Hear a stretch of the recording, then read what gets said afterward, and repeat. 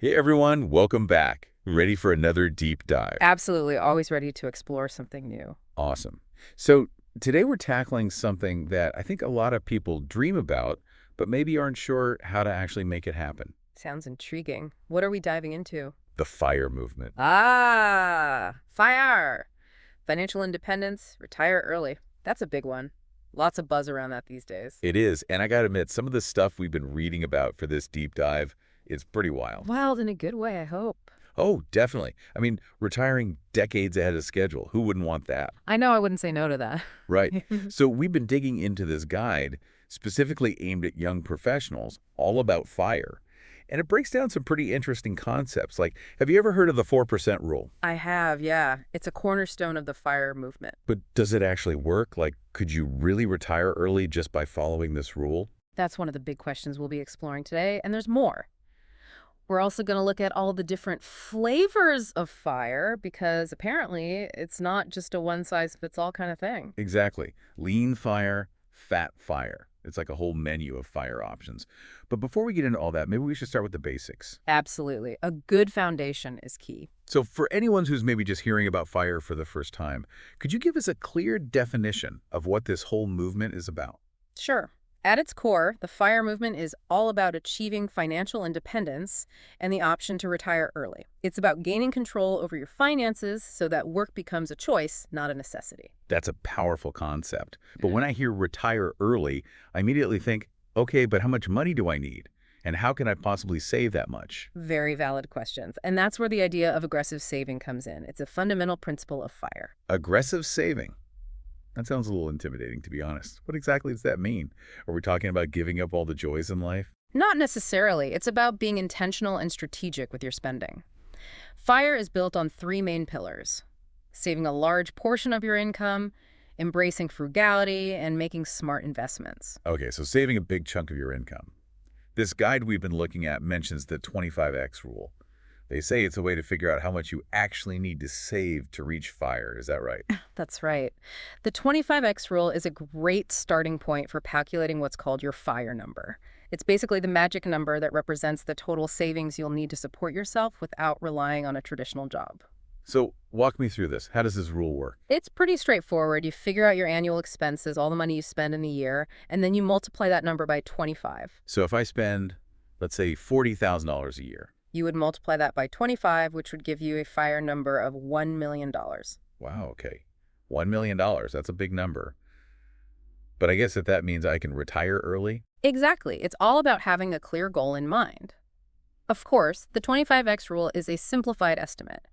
Your individual FIRE number will depend on a variety of factors, like your desired lifestyle, risk tolerance, and expected investment returns. Right, that makes sense. It's not just a plug-and-play formula. Everyone's situation is different. Exactly. Now, I've seen a lot of different terms thrown around when it comes to FIRE, like lean FIRE and fat FIRE. Can you break those down for us? I like to think of it as a FIRE buffet. You get to choose the flavor that suits you best. Lean FIRE is all about embracing minimalism and aiming for a more modest retirement lifestyle. You're prioritizing frugality and lower expenses to reach your FIRE number faster. So living simply to retire early, I can see the appeal in that. Absolutely. Then there's fat FIRE, which, as the name implies, is geared towards a more luxurious retirement with higher spending. Your FIRE number will be significantly larger because you'll need a larger nest egg to support that lifestyle. Okay, that makes sense. Lean FIRE for a simpler life, fat FIRE for those who want to enjoy the finer things in retirement. But what about those other terms I've seen online? Barista FIRE and Coast FIRE. What are those all about? Right. Those are great examples of how diverse the FIRE movement has become. Barista FIRE is an interesting one. It's basically about reaching a level of financial security that allows you to reduce your work hours significantly, maybe even pursue something you're passionate about part-time, all while supplementing your income with your investments. So you're not fully retired, but you have the financial freedom to work less and focus on things you enjoy. That's a really cool concept. It is. And then there's Coast FIRE. This involves front-loading your savings, aggressively building your nest egg early on so that later you can actually reduce your contributions and essentially coast to your full retirement age. Coasting into retirement. I like the sound of that. Right. It's a great option for those who want to prioritize saving early in their careers and then have more flexibility later on. Okay, so we've got a good overview of the different FIRE flavors. But let's get down to the nitty-gritty. How do you actually implement these FIRE strategies? Where do you even begin? Like we talked about earlier, the first step is to calculate your fire number using the 25x rule. Once you have a target in mind, you can start working towards it. And a big part of that is building a high savings rate. High savings rate. We're talking 50%, even higher.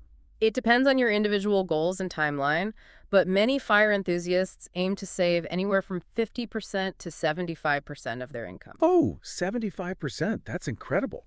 Have you actually met anyone who's been able to save that much? I mean, that must require some serious lifestyle adjustments. It definitely takes commitment and discipline, but remember, the higher your savings rate, the faster you can reach your fire number. And of course, you'll want to make sure you're investing your savings wisely.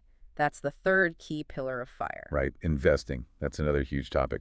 What are some of the common investment approaches within the FIRE community? Well, there are many different approaches, but some popular ones include investing in low-cost index funds, real estate, and building passive income streams. Index funds, real estate, passive income. Okay, lots to learn there. But before we get too deep into investing, let's circle back to some of the potential challenges and downsides of FIRE. This guide mentioned things like economic factors and lifestyle adjustments. What do they mean by that? Right. It's important to acknowledge that fire isn't without its risks and considerations. One of the biggest ones is economic uncertainty. Factors like market fluctuations and inflation can impact the reliability of the 4% rule, which means you might need a larger nest egg than you initially anticipated. That makes sense. You can't predict the future of the economy. Exactly. And then there's the lifestyle piece. While frugality can be empowering and help you achieve your financial goals faster, it also requires sacrifices. Some people might struggle with the social and personal implications of living a more frugal lifestyle, missing out on experiences, feeling restricted, things like that. So it's a trade-off. You're gaining financial freedom, but potentially giving up some short-term enjoyment. Precisely. And it's important to find a balance that works for you. And there's another critique of fire that we should touch on. It's the issue of accessibility. Fire can be a lot more challenging for people starting out with lower incomes or facing significant debt, like student loans. That's a really important point. FIRE isn't necessarily an equal playing field. Right. It's crucial to acknowledge those systemic inequalities. Definitely. Now, it seems like FIRE is super popular with millennials in particular. Any thoughts on why that might be? I think it ties into the financial challenges that many millennials are facing. We're talking about student loan debt, rising living costs, and a job market that often feels unstable and uncertain. Okay, so FIRE is kind of like a response to these larger economic pressures. Exactly. It offers a sense of control and a potential path toward a more secure future. And even if millennials don't end up retiring early, the principles of FIRE, saving diligently, investing wisely, and being mindful of spending, can help them achieve their financial goals and live a more fulfilling life. It's all about adapting these concepts to your individual circumstances and aspirations. So FIRE isn't just about escaping the 9-to-5 grind. It's about building a life you actually want. I think that's a perfect way to put it. It's a framework for financial independence, but also a mindset shift that empowers you to make choices aligned with your values. Such a great conversation. Lots to think about here. Now, I'd like to leave our listeners with a question. If you could achieve financial independence sooner, what would you do with that time and freedom? What passions would you pursue? What dreams would you chase? Maybe FIRE is the spark you need to ignite those possibilities. That's a great question to ponder. It all starts with envisioning what you truly want. Thanks for joining us for this deep dive. We'll catch you next time. See you then.